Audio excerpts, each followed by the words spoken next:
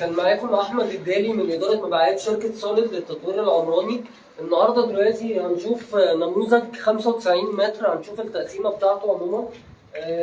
ده باب الوحده عموما. اول ما بدخل من الوحده بيبقى فيه حمام، تمام.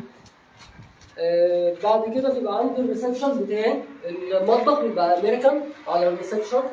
النموذج ده بالتحديد نموذج وجه، يعني انا التراث بتاعي بيطل على الطريق الرئيسي نفسه قدام قريه البارادايس ونيس 2 على طول.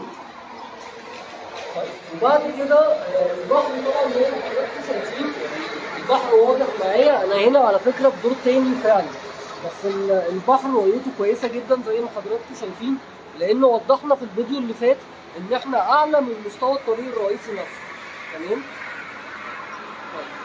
بالنسبه للشواطئ برضه انا حابب اتكلم في نقطه، ان احنا بنوفر للعملاء بتاعتنا 3 شواطئ على فكره مدى الحياه بدون مقابل، وده بند صريح في العقد.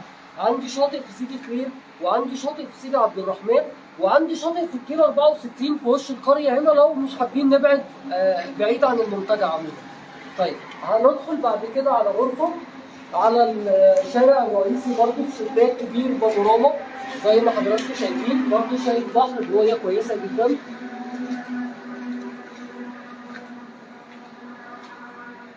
تمام.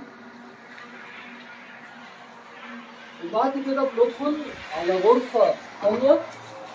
يبقى انا عندي نموذج دوت 95 متر، غرفتين، ريسبشن، مطبخ امريكان وحمام. ودي غرفه ثانيه كده على مسقط، يبقى ريسبشن وغرفه على واجهه، تمام، وغرفه على مسقط. والريسبشن عندي فيه المطبخ الامريكاني والحمام عموما بشكل عام.